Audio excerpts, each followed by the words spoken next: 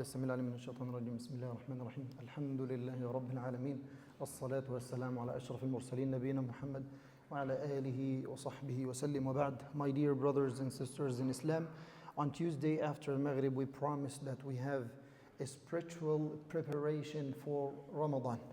Ramadan is very close. يعني أسأل الله أن يبلغنا رمضان. And the person needs to get ready always for everything he's doing in his life, planning, managing, organizing, in order to win and to achieve the success that Allah Azza wa Jal promised them, which is al-maghfira wal-'itq min al-niran in Ramadan بإذن الله. ولهذا نعقد هذه المجالس. That's why we have these circles of knowledge. Last time we talked about أن الخير عادة. We mentioned the goodness, and we talked about a person when he wants to improve himself in any kind of ibadah, it is like a custom, it is like a tradition that I need to make use of the chance and get used to it. So I repeat it, like Salat al-Fajr, I get used to Salat al-Fajr early, I make it in the masjid, I sleep early, I get used to this several days. So inshallah you will be guided to do it by yourself, and you'll not need anyone to wake you up or something. Qiyam al-Layl, same thing. Siyam, Monday and Thursday.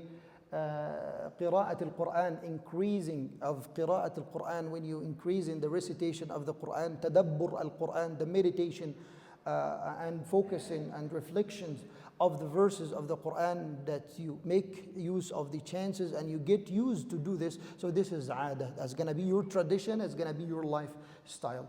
One of the things that we need to have it in our minds, and we keep it in our hearts, is like that you compete to win. You compete with yourself.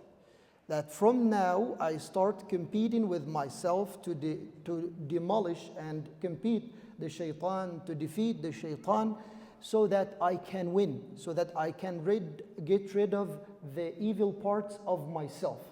If I keep myself lazy, if I keep myself late, if I keep myself not working hard, so I'll not be able to make it in Ramadan. So I have to compete with myself and look at the good examples of Rasulullah sallallahu alayhi wa sallam. كان أجود بالخير من الريح المرسلة. He was alayhi salatu wasalam in goodness and in generosity better than the wind that comes and brings the rain and brings khair. So Prophet alayhi salatu wasalam, he's better than the wind when it brings the khair. So he's doing great effort alayhi salatu wasalam. So we learned that we need to compete, because if I leave myself this way, I will lose a lot. I will lose my time, I will lose my life, I will lose my ibadah, I will lose the rewards. Last Ramadan, what happened in the last Ramadan? So I look at the mistakes or the flaws that I faced at the last Ramadan, so that I don't do it in this Ramadan. So how many chances and opportunities Allah gave to me during the year? Many mawasim of al-khayrat, many times of ibadah Allah gives to us. Like He gave us Ramadan, He gave us al-ashr al-awail min dhil hijjah, He gave us siyam Arafat, He gave us siyam Ashura, He's given us al-ashhur al-hurum. Many occasions Allah gives to us to open the gates of His mercy for you, for me, for everyone. Come back, return. Make use of these chances and opportunities so that you get the success. ولهذا النبي عليه الصلاة والسلام رأى في أصحابه يوما تأخرا، كما في حديث أبي سعيد الخدري عند مسلم. فقال النبي عليه الصلاة والسلام لهم تقدموا فأتموا بي وليأتم بكم من خلفكم. So he saw them, many of them staying in the back. Like I see today, some people, they love to stay in the second saf. I don't know why. And the first saf is not complete. And they see it, and I say, please go to the end of the saf. And he's still in the second saf. That's my best saf. It's second saf. And this is not sunnah in Nabi alayhi salatu wasalam. Sahaba, they were competing with one another to be in the first saf. ثم لم يجدوا إلا أن يستهموا عليه لاستهموا عليه. If the best way to be in the first saf to make plots, so and that would bring you to the first saf, just do it. So anyway, it brings you to the first saf as long as you're not hurting others, because some people, they come to the first saf and they hurt others. So I don't mean this, but I mean that I come early, I have my place in the first saf, and I stay, I wait for salah and so on. So Nabi alayhi salatu wasalam saw some groups of the Muslims come in late or stay in the back. فقال النبي عليه الصلاة والسلام تقدموا, come closer and see how I pray. ائتموا بي, imitate me in the prayer. وَلِيَأْتَمَّ بِكُم مَّنْ خَلْفَكُمْ, and people behind you, they will imitate you as well. فإنه لا يزال قوم يتأخرون حتى يؤخرهم الله. هذا الشاهد من الحديث. شاهد من الحديث that some people, my point is, some people, they keep coming late. They're late in صفوف, they're late in salawat, they're late in قراءة القرآن, the recitation of the Quran. They're late in sadaqah, in the charity. They're late in صلة الرحم, the connection of the ties of kinship. They're late in the good word. They're late in forgiveness and tolerance. في التسامح وفي العفو. They're late in all of these things. لا يزال قوم يتأخرون حتى يؤخرهم الله. He will put them late like this. He will keep them late always. يؤخرهم الله عز وجل. لماذا؟ لأنه لم ينهض ولم يسارع في التقدم وفي المنافسة في الخيرات. الآيات التي قرأناها فاستبقوا إيه؟ فاستبقوا الخيرات. Take the khayrat as much as you can, as quick as you can. It's a chance. When you see one of al-khayrat in front of your eyes, just make use of it, because you don't know if you find a chance again or not. That's really hard. تقدموا وأتموا بي وليأتم بكم من خلفكم فإنه لا يزال قوم يتأخرون حتى يؤخرهم الله.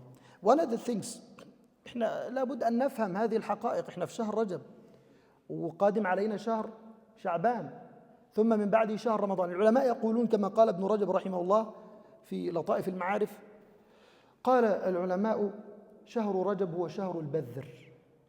شهر رجب شهر البذر، انك تزرع فيه. It is the month in which you fertilize, you put the seeds in the land, you start planting your land. وشهر شعبان شهر السقي. The month of Sha'ban, it is the month in which you water your land, so that you take care of these seeds. You take care of your land. You take care of the crops. وشهر رمضان شهر الحصاد. شهر Ramadan, it is the month in which you collect the crops and cultivate your land and get the fruits that you used to make in Rajab and Sha'ban. So look, 2 months. 2 months you are preparing yourself. You threw the seeds, you covered it, you watered it, you took care of it. Everything you did as a tool of getting the fruits at the end. So this is the fruit of your work, of your effort. So look at someone who wants to get the fruits and everything in Ramadan. He's gonna start working on Ramadan. He's gonna start fertilizing in Ramadan. He's going to start watering in Ramadan. يبذر في رمضان ويسقي في رمضان ويحصد في رمضان. عمل شاق جدا. It's going to be so hard for him. But if he's getting used to that before, it will be easy for him to stand in the صف كده ورا الشيخ عيد إن شاء الله. أسأل الله أن يبارك فيه ويأتي لنا سالما غانما. يقف كده وراء الشيخ عيد ساعة ساعتين وهو مطمئن. He stands like 1 hour, 2 hours, and he's okay with that. And he says, Sheikh, make it longer. We enjoy your reading. We enjoy the Quran. And you come to Qiyam al-Layl, you come to Tahajjud, you come to this and that. And you're interested in increasing in the ibadah, in the faith. Not some people, they come yawning. Why? Because they want to sleep. It's hard for them. They didn't try it. It was hard. It was hard for them. Why? Because they didn't try it. لم يعتادوا على ذلك.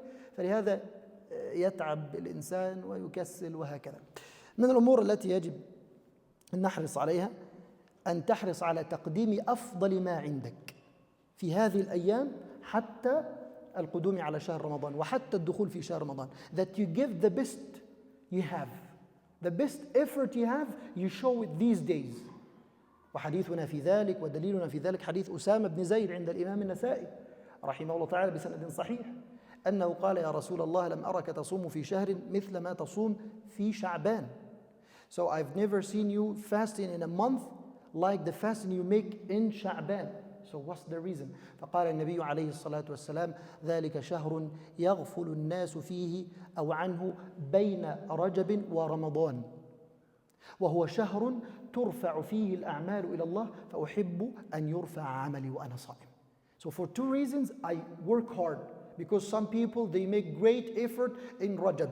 Rajab, it has a special status for so many people, and some other people they don't know anything about Rajab.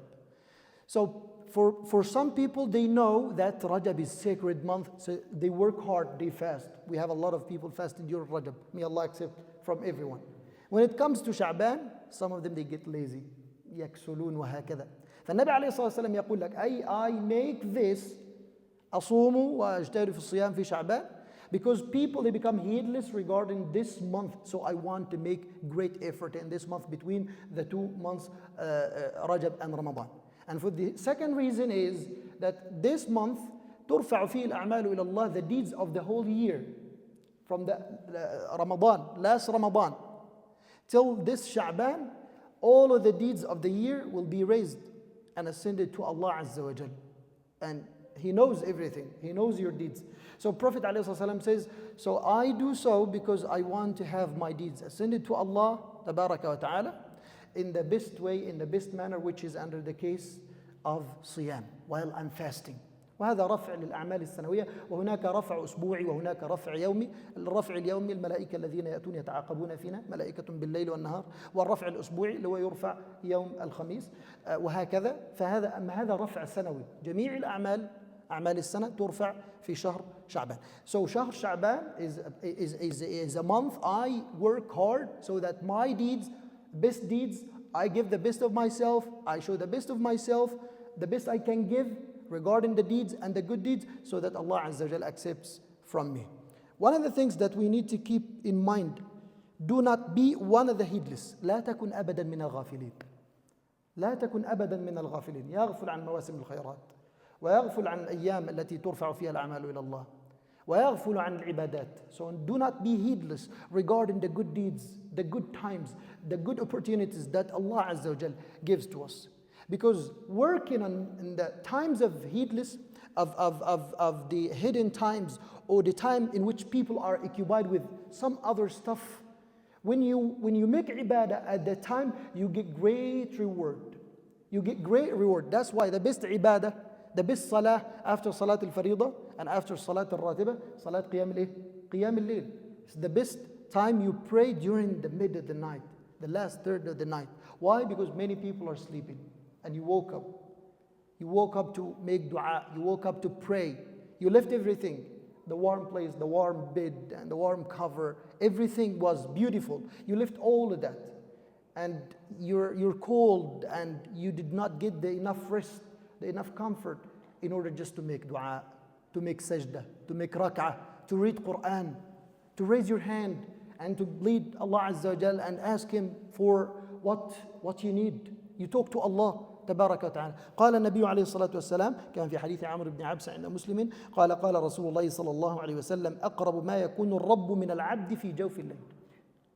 The best moment in which Allah Azza wa Jalla is very close to you is في جوف الليل, the mid of the night. He's very close to you. Means He hears you very well. And He's going to give you whatever you ask. Subhanallah, at this time so many people, so many of us are sleeping. We ask Allah to forgive us all. فإن استطعت أن تكون ممن يذكر الله في تلك الساعة فكن. If you know, if you can, be one of those who stand up and wake up and make dhikr of Allah, make ibadah at this moment, at this time, just make it. Be one of the winners who make use of these chances, these times, because you're going to be unique. Waking up at a unique time in which so many people are heedless concerning it. So you're not going to be one of those heedless. وفي حديث معقل بن يسار عند مسلم أيضا أن النبي صلى الله عليه وسلم قال العبادة في الهرج كهجرة إليه. الهرج اللي هو أيام الفتن. الناس مشغولة بالفتن، فتن في الدولة الفلانية، فتن في الدولة العلانية، قتل، في تذبيح، في تجويع، في كذا، والناس مشغولين بالأخبار وكل الناس مشغولين عن العبادة. So many people are occupied with the news and the fitan, the turmoils in the whole world, and they are heedless regarding the ibadah. Prophet ﷺ says that ibadah at that time is like you migrated to me in Medina. So can you feel it? That you're going to be like the Sahaba who migrated to Prophet ﷺ at the time of immigration. Leaving Mecca, leaving the wealth, leaving the property, leaving the family, leaving everything, coming to Prophet ﷺ. So that great reward.